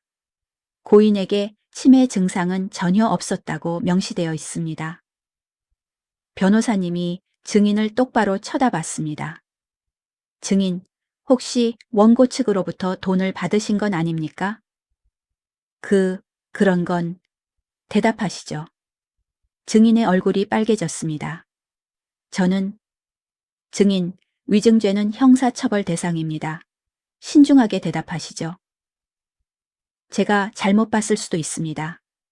방청석이 다시 웅성거렸습니다. 판사님이 해머를 쳤습니다. 증인, 앉으시죠. 원고 측 다른 증거가 있습니까? 시누이들의 변호사가 당황한 표정으로 서류를 뒤적였습니다. 잠깐만요. 없으면 피고 측 변호인 증거를 제시하시죠. 이정훈 변호사님이 일어나셨습니다. 재판장님, 피고 측 증인을 신청합니다. 법정 문이 열리고 한 여자분이 들어오셨습니다. 50대 후반으로 보이는 단정한 옷차림의 여자분이었습니다. 증인, 본인 소개를 해주시죠. 저는 박순자 어르신 댁 옆집에 사는 이영숙입니다. 고인을 잘 아셨습니까? 네. 15년을 이웃으로 지냈습니다. 고인과 피고 김현숙 씨의 관계를 보신 적 있습니까? 많이 봤죠. 이웃 이영숙 씨가 저를 보며 미소 지으셨습니다. 현숙 씨는 정말 효자였어요. 매일 새벽마다 어르신 집에 가서 죽 끓여드리고 밤에는 산책도 시켜드리고 원고인 딸분들은요. 딸들은 1년에 한두 번 올까 말까 했어요. 명절에도 안 오는 경우가 많았죠. 그럼 고인께서 치매가 있었다고 보셨습니까? 치매요? 전혀요. 어르신은 돌아가시기 직전까지 정신이 멀쩡하셨어요. 저랑 화투도 치시고 동네 소식도 잘 아셨어요. 시누이들의 얼굴이 굳어졌습니다. 증인, 고인께서 며느리에 대해 어떻게 말씀하셨습니까? 늘 자랑하셨어요. 우리 현숙이가 나한테 얼마나 잘해주는지 모른다. 친딸보다 낫다고요. 고인께서 딸분들에 대해서는요. 이영숙 씨가 잠시 망설이다가 말했습니다. 솔직히 서운해 하셨어요. 내 딸들은 나한테 관심이 없다. 돈 달라고 할 때만 온다고 하시면서 우셨어요. 방청석에서 한숨소리가 들렸습니다. 큰 시누이가 고개를 떨구었습니다. 증인, 마지막으로 한 가지만 더 여쭙겠습니다. 피고가 고인을 학대했다는 주장에 대해서는요? 말도 안 돼요. 이영숙 씨가 목소리를 높였습니다. 현숙 씨가 어르신한테 소리 지르는 걸 본 적 있어요. 하지만 그건 어르신이 위험한 행동을 하실 때 말리려고 한 거예요. 겨울에 얇은 옷만 입고 밖에 나가시려고 할 때, 가스레인지 켜놓고 깜빡하실 때, 그럴 때 현숙 씨가 급하게 말리는 거죠. 감사합니다. 이상입니다. 이영숙 씨가 자리에서 일어나 나가시면서 저를 보고 고개를 끄덕이셨습니다. 저는 고개를 숙여 인사했습니다. 판사님이 말했습니다. 피고 측 다른 증거가 있습니까? 네, 재판장님. 결정적 증거를 제출하겠습니다. 변호사님이 노트북을 꺼내셨습니다. 이것은 고인께서 유언장을 작성하시던 날 공증 사무실에서 촬영된 영상입니다. 화면이 켜지고 영상이 재생되기 시작했습니다. 화면에는 공증 사무실이 보였습니다. 어머니가 책상에 앉아 계셨고 공증인이 옆에 앉아 있었습니다. 공증인이 물었습니다. 박순자 어르신, 지금 작성하시는 유언장의 내용을 충분히 이해하고 계십니까? 네, 이해하고 있습니다. 어머니의 목소리는 또렷했습니다. 모든 재산을 며느리 김현숙에게 상속하신다는 게 맞으십니까? 네, 맞습니다. 딸분들에게는 한 푼도 주지 않으신다는 거죠? 네. 혹시 누군가의 강요나 협박을 받으신 건 아닙니까? 아니요. 제 자유의지입니다. 공증인이 잠시 침묵했다가 물었습니다. 실례지만 왜 이런 결정을 하셨는지 여쭤봐도 될까요? 어머니가 한숨을 쉬셨습니다. 제 딸들은 20해 동안 저를 돌보지 않았습니다. 하지만 며느리 현숙이는 매일 저를 돌봤습니다. 진짜 딸은 현숙이입니다. 확실하신 겁니까? 나중에 후회하지 않으시겠습니까? 후회 안 합니다. 이게 제 진심입니다. 영상이 끝났습니다. 법정은 침묵에 휩싸였습니다. 판사님이 말했습니다. 이 정도면 고인의 의사가 명확하다고 봅니다. 원고 측 더 하실 말씀 있습니까? 시누이들의 변호사가 고개를 저었습니다. 없습니다. 그럼 잠시 후 판결을 내리겠습니다. 판사님이 잠시 자리를 비우셨습니다. 저는 긴장한 채로 앉아 있었습니다. 변호사님이 제 손을 가볍게 두드리셨습니다. 잘 될 겁니다. 10분 후 판사님이 다시 들어오셨습니다. 판결을 내리겠습니다. 법정이 조용해졌습니다. 원고 박미선, 박미경의 청구를 기각합니다. 큰 시누이가 벌떡 일어났습니다. 재판장님, 조용히 하시죠. 이유를 말씀드리겠습니다. 판사님이 서류를 보셨습니다. 고인 박순자 씨는 정신이 온전한 상태에서 자유의지로 유언장을 작성했습니다. 공증까지 받았고 영상 기록도 있습니다. 이는 법적으로 완벽한 유언장입니다. 하지만 또한 원고 측이 제시한 치매 진단은 신빙성이 없습니다. 오히려 같은 시기 대학병원 검진 결과는 정상으로 나왔습니다. 판사님이 시누이들을 보셨습니다. 더 나아가 증인 이영숙 씨의 증언에 따르면 원고들은 수십 년간 고인을 제대로 돌보지 않았습니다. 반면 피고 김현숙 씨는 헌신적으로 시어머니를 모셨습니다. 판사님이 해머를 들으셨습니다. 따라서 본 재판부는 고인의 유언을 존중하며 원고의 청구를 기각합니다. 재판장님, 큰 시누이가 소리쳤지만 판사님은 해머를 내리쳤습니다. 패정. 재판이 끝났습니다. 저는 자리에 주저앉았습니다. 이겼습니다. 마침내 이겼습니다. 변호사님이 제 어깨를 두드리셨습니다. 축하합니다, 김현숙 씨. 감사합니다, 변호사님. 저는 눈물을 흘렸습니다. 하지만 이 눈물이 기쁨인지 슬픔인지 알 수 없었습니다. 법정을 나오는데 큰 시누이가 복도에 주저앉아 울고 있었습니다. 작은 시누이가 옆에서 같이 울고 있었습니다. 저는 그들을 지나쳐 걸으려 했습니다. 그때 큰 시누이가 제 다리를 붙잡았습니다. 언니, 제발, 우리 좀 살려줘요. 언니, 일어나세요. 언니, 우리가 잘못했어요. 정말 잘못했어요.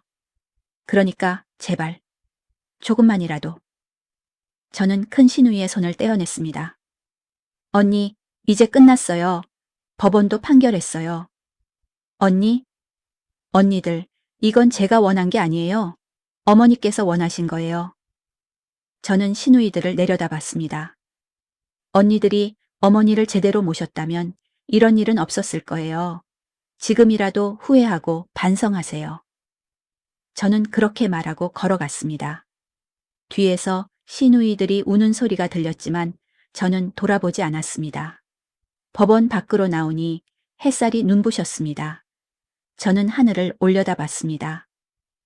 어머니, 이겼어요. 어머니의 뜻을 지켰어요. 이제는 평화롭게 쉬실 수 있겠죠?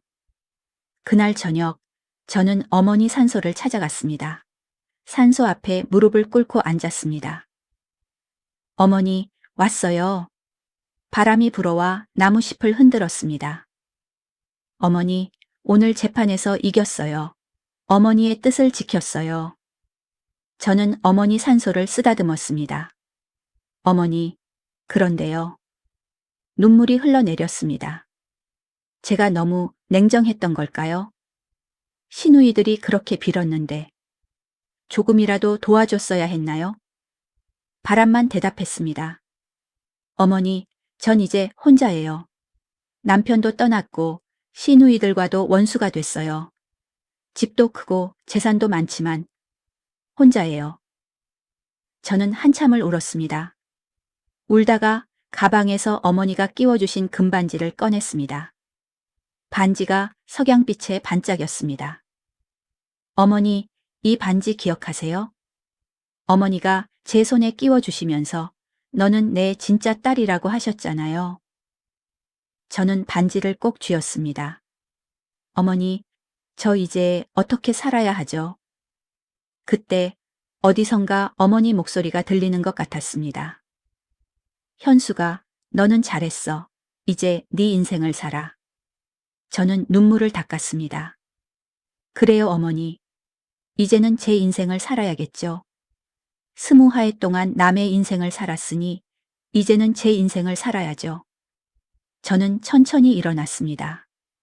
어머니 산소에 마지막으로 저를 올렸습니다. 어머니, 편히 쉬세요. 저 잘 살게요. 저는 산을 내려왔습니다. 해가 지고 있었습니다. 하지만 제 마음속에는 새로운 해가 떠오르고 있었습니다. 재판이 끝나고 한 달이 지났습니다. 저는 어머니 집을 정리하고 있었습니다. 50년을 사셨던 집이라 물건이 많았습니다. 옷장을 정리하다가 어머니가 평생 모으신 앨범을 발견했습니다. 앨범을 펼쳐보니 어린 시절 시누이들 사진이 많았습니다. 어머니와 함께 웃고 있는 어린 딸들. 저는 그 사진들을 보며 생각했습니다. 언젠가는 저 아이들도 어머니를 사랑했겠죠. 언젠가는 효도하고 싶었겠죠. 하지만 어른이 되면서 욕심이 생기고 바빠지고 어머니는 점점 멀어졌겠죠. 저는 한숨을 쉬며 앨범을 닫았습니다. 그때 앨범 뒤에서 편지 한 장이 떨어졌습니다. 봉투에는 제 이름이 적혀 있었습니다. 현숙에게. 어머니의 송을 씌었습니다. 저는 떨리는 손으로 편지를 열었습니다. 현수가, 이 편지를 읽고 있다면 아마 모든 게 끝났겠구나. 재판도 끝났고 내 딸들과도 많이 싸웠겠지. 현수가, 미안하다. 엄마가 너한테 너무 무거운 짐을 지운 것 같구나. 사실 엄마도 고민했단다. 내 딸들이 비록 나한테 잘하지는 않았지만 그래도 내가 낳은 자식들이니까. 하지만 엄마는 정의가 중요하다고 생각했어. 20해 동안 나를 모신 너와 20해 동안 나를 외면한 내 딸들. 누가 더 내 재산을 받아야 하는지는 명확했단다. 현수가, 네가 혹시 냉정했다고 자책하고 있다면 그러지 마. 너는 잘못한 게 하나도 없어. 너는 그저 엄마의 뜻을 따른 것뿐이야. 그리고 현수가, 부탁이 하나 있어. 이제 너는 내 인생을 살아. 20해 동안 남의 엄마를 모시느라 고생했으니 이제는 네가 하고 싶은 걸 하면서 살아. 엄마가 남긴 재산으로 네가 정말 하고 싶었던 일을 해. 그게 엄마의 마지막 소원이란다. 현수가, 사랑한다. 너는 내 진짜 딸이야. 엄마가. 저는 편지를 읽으며 눈물이 멈추지 않았습니다. 어머니는 끝까지 저를 생각하셨습니다. 제가 자책할까봐, 제가 외로울까봐 걱정하셨습니다. 어머니, 저는 편지를 가슴에 안았습니다. 제가 하고 싶은 일이요? 사실 꿈이 하나 있었어요. 저는 창밖을 바라봤습니다. 젊었을 때 저는 작은 카페를 운영하고 싶었습니다. 따뜻한 커피를 내리고 손님들과 이야기 나누는 그런 카페요. 하지만 결혼하고 나서 그 꿈은 잊고 살았습니다. 어머니, 카페 한번 해볼까요? 바람이 창문으로 불어왔습니다. 마치 어머니가 그래 해봐 라고 말하는 것 같았습니다. 2달 후 저는 시골 작은 마을에 카페를 열었습니다. 어머니 산소에서 10분 거리에 있는 마을이었습니다. 카페 이름은 순잔의 정원으로 지었습니다. 어머니 이름을 딴 카페였습니다. 카페는 작았지만 아늑했습니다. 창밖으로는 들판이 보였고 마당에는 작은 정원을 만들었습니다. 카페 벽에는 어머니 사진을 걸었습니다. 그리고 그 옆에 어머니가 제게 끼워주신 금반지를 액자에 넣어 걸었습니다. 오픈 첫날 동네 어르신들이 많이 오셨습니다. 여기 사장님이 누구래? 아, 서울에서 오셨다면서요? 커피 맛있네요. 저는 손님들과 이야기를 나누며 커피를 내렸습니다. 오랜만에 느끼는 평화였습니다. 카페를 연 지 한 달쯤 됐을 때였습니다. 문이 열리고 한 여자가 들어왔습니다. 작은 신우이였습니다. 저는 깜짝 놀랐습니다. 언니, 현숙이 언니. 작은 신우이는 많이 야위어 있었습니다. 어떻게 여기를 동네 사람들한테 들었어요. 언니가 이쪽으로 왔다고. 작은 신우이가 조심스럽게 다가왔습니다. 언니, 앉아도 될까요? 앉으세요. 저는 작은 신우이 앞에 커피를 내렸습니다. 작은 신우이가 커피를 한 모금 마시더니 말했습니다. 언니, 저 사과하러 왔어요. 그동안 정말 죄송했어요. 제가 언니한테, 어머니한테 너무 못했어요. 작은 신우이의 눈에서 눈물이 흘렀습니다. 학원은 문 닫았어요. 빚도 못 갚고, 남편도 저한테 실망했고, 제 인생이 엉망이 됐어요. 근데 이 모든 게 제 자업자득이라는 걸 알아요. 제가 어머니한테 잘했다면, 제가 언니한테 잘했다면 이렇게 안 됐겠죠. 작은 신우이가 가방에서 작은 상자를 꺼냈습니다. 이거 어머니가 제 돌 때 주신 금팔찌예요. 제가 가진 유일한 어머니 유품이에요. 작은 신우이가 상자를 제 앞으로 밀었습니다. 언니, 이거 받아주세요. 제가 언니한테 줄 수 있는 건 이것밖에 없어요. 작은 언니, 이건 아니, 받아주세요. 제가 속죄하는 마음으로 드리는 거예요. 저는 상자를 열어봤습니다. 낡은 금팔찌가 들어 있었습니다. 어머니 손때가 묻은 팔찌였습니다. 언니, 저 이제 갈게요. 언니 앞에 더 이상 얼굴 들 수가 없어서요. 작은 신우이가 일어섰습니다. 작은 언니. 네? 커피 다 마시고 가세요. 작은 신우이가 저를 봤습니다. 언니. 앉으세요. 제가 샌드위치도 하나 드릴게요. 저는 주방으로 가서 샌드위치를 만들었습니다. 작은 신우이 앞에 샌드위치를 놓으며 말했습니다. 언니, 많이 야위셨네요. 밥 잘 안 드시죠? 네. 이거 드세요. 제가 직접 만든 거예요. 작은 신우이가 샌드위치를 한 입 베어 물더니 갑자기 울기 시작했습니다. 언니, 고마워요. 정말 고마워요. 저는 작은 신우이 어깨를 가볍게 두드렸습니다. 언니, 이제라도 잘 사세요. 어머니가 하늘에서 보고 계실 거예요. 네. 네. 작은 신우이는 샌드위치를 다 먹고 일어났습니다. 언니, 가끔 여기 와도 될까요? 언제든지 오세요. 고마워요, 언니. 작은 신우이가 문을 나섰습니다.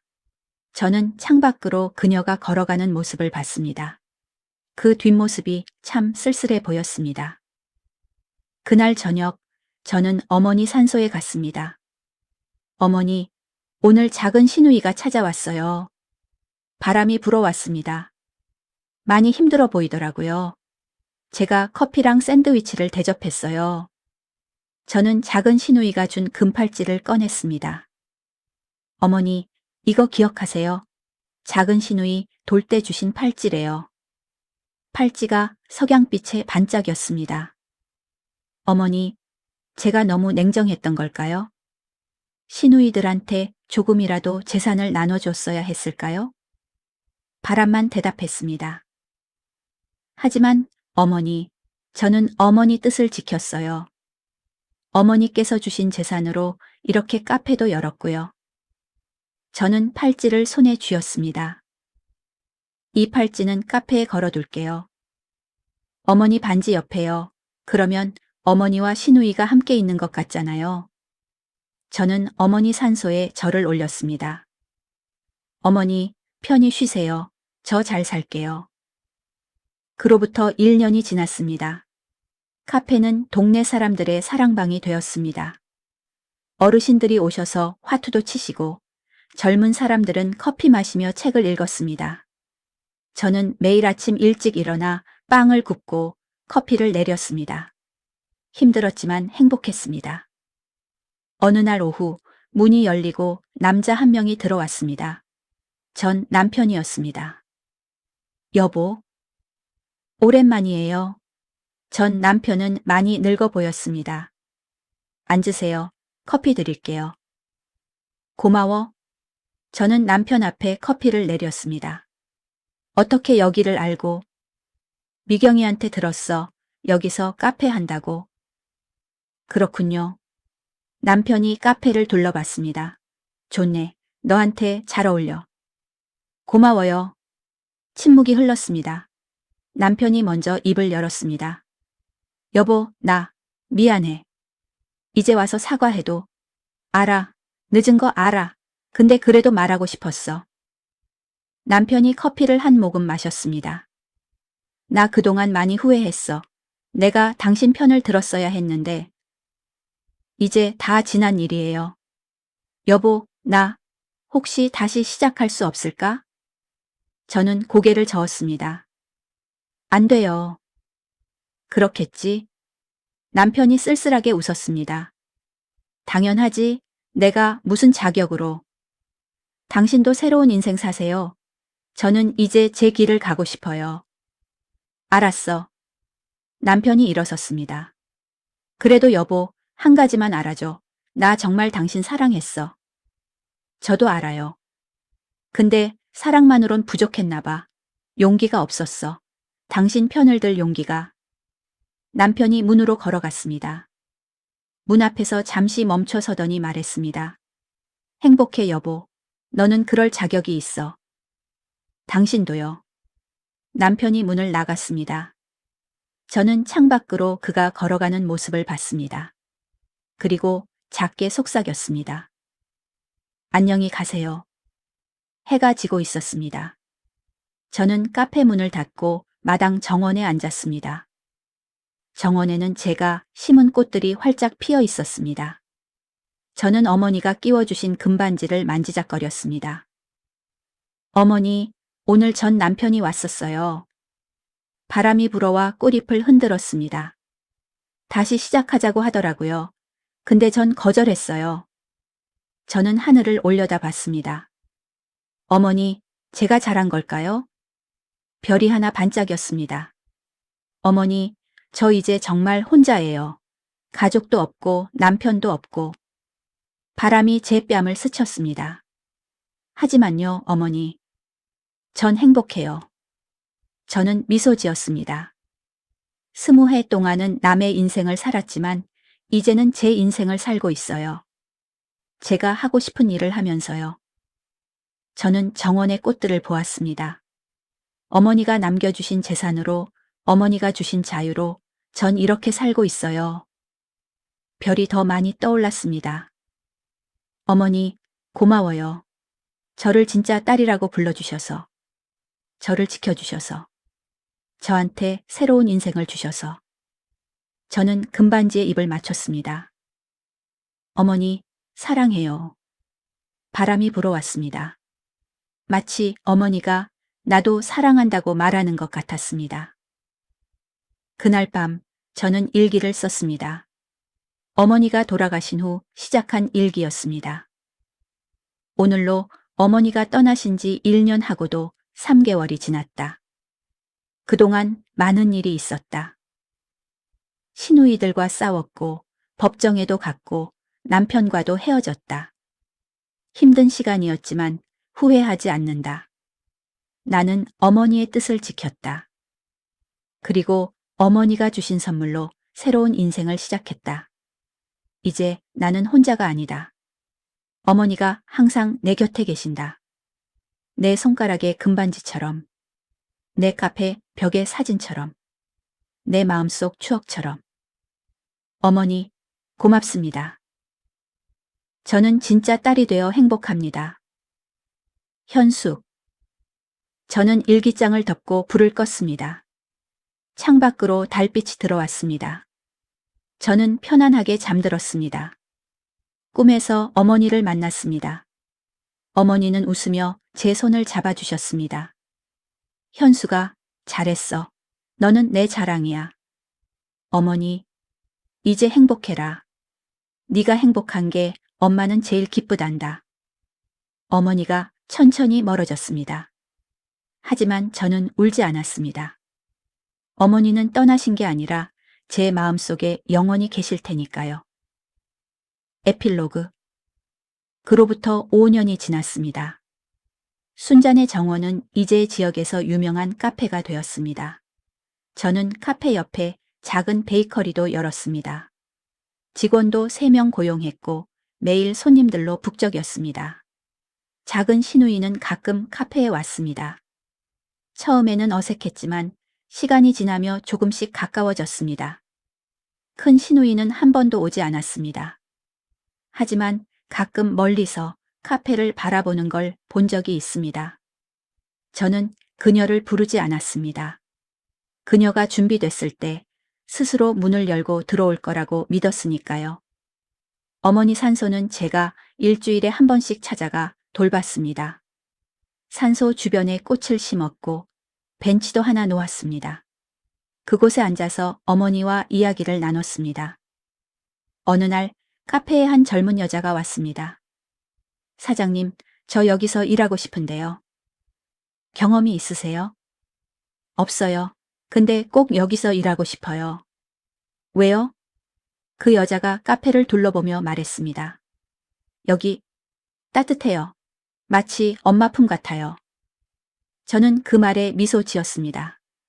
그럼 내일부터 나오세요. 정말요? 감사합니다. 그 여자는 저의 첫 직원이 됐고 지금은 카페 매니저가 됐습니다. 저는 가끔 생각합니다.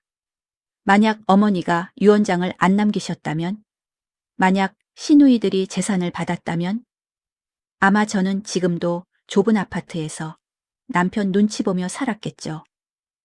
하지만 어머니는 저에게 자유를 주셨습니다. 새로운 인생을 시작할 기회를 주셨습니다. 그게 어머니의 마지막 선물이었습니다. 저는 매일 밤 자기 전에 어머니 사진을 봅니다. 그리고 말합니다. 어머니, 오늘도 행복한 하루였어요. 고마워요.